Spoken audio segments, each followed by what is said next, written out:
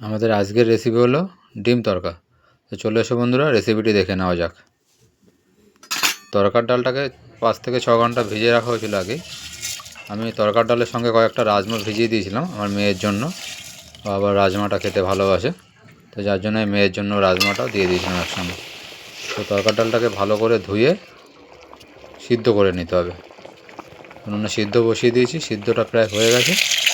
এবার একটা ডিম ফাটিয়ে ডিমের ভুজিয়াটা করে নিতে হবে। তো ডিম তড়কা করতে গেলে ডিমটা আগে দরকার, ডিমের ভুজিয়াটা। তো ডিমের ভুজিয়াটা প্রথমে করে নিচ্ছি। ডিমটা ফাটিয়ে এই ভুজিয়া বানিয়ে নিলাম, হয়ে গেছে ভুজিয়া। তো ওই কড়াই সামান্য কিছু তেল দিয়ে ফোড়ন দিয়ে নিতে হবে। তেজপাতা, জিরে, শুকনো লঙ্কা ফোড়ন দিয়ে দিলাম পেঁয়াজ কুচি। পেঁয়াজটা সামান্য কিছুটা ভেজে নিয়ে তার মধ্যে একে একে সমস্ত মশলা যেরকম রয়েছে আদা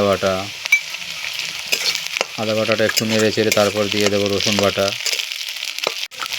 বাটাটা দিয়ে আবার কিছুক্ষণ নেড়ে চেড়ে দিয়ে দিতে হবে জিরে বাটা, মানে যত কিছু আছে বাটা মশলাগুলো এক এক করে সব কিছু দিয়ে আর কি ভেজে নিতে হবে পেঁয়াজের সঙ্গে। বাটা মশলাগুলো সব দেওয়া হয়ে গেলে এবার দিয়ে দিতে হবে লবণ, হলুদ আর গুঁড়ো লঙ্কা। এটা দিয়েও কিছুক্ষণ ভেজে নিতে হবে। সামান্য কিছুক্ষণ ভাজার পরে লবণটা আগে দিতে ভুলে গেছি, ওই জন্য পরে আবার দিয়ে দিলাম লবণটা। সাথে একটা টমেটো কুচিও দিয়ে নিতে পারো তোমরা স্বাদের জন্য, মানে টেস্ট খুব ভালো আছে টমেটো কুচি দিলে তরকারি। একটা টমেটো কুচিও দিয়ে সামান্য একটু জল দিয়ে মশলাটাকে একটু কষিয়ে নিতে হবে। 2-3 মিনিট কষিয়ে যখন মশলা দিয়ে তেল ছেড়ে আসবে তখনই মশলার মধ্যে অ্যাড করে নিতে হবে সিদ্ধ করে নেওয়া তরকাটা।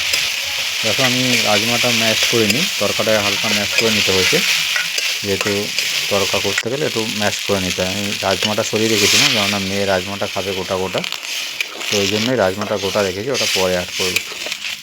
দেখো তরকাটা দিয়ে কিছুক্ষণ কষিয়ে নিচ্ছি। তরকা ডালটা দিয়ে সামান্য একটু জল দিয়েছি, বেশি জল না, যাতে মশলাটার সঙ্গে তরকাটা ভালো মতো মিশে যায়। দেখো তরকা ডালটা ফুটে উঠেছে। এইবারে ভেজে রাখা যে ডিমটা ছিল, ডিমটাও তরকার মধ্যে আমরা অ্যাড করে নিচ্ছি। রাজমাটা আমি তার আগেই অ্যাড করে নিয়েছিলাম যাতে রাজমাটা গোটা থাকে। তরকাটা প্রায় হয়ে এসছে, এবারে ঘরোয়া তরকা মশলা দিয়ে দিলাম, বাজারে না, ঘরোয়া উপকরণে তৈরি তরকা মশলা, ওটা দিয়ে আবার কিছুক্ষণ রান্না করতে হবে। দেখো রান্না প্রায় আমাদের হয়ে এসছে, 2-3 মিনিট রান্না করলে কিন্তু রেডি হয়ে যায় আমাদের ডিম তরকা। দেখো কত সুন্দর ঘন হয়ে এসে তরকাটা, মানে রেডি হয়ে গেছে আজকে আমাদের রেসিপি ডিম তরকা।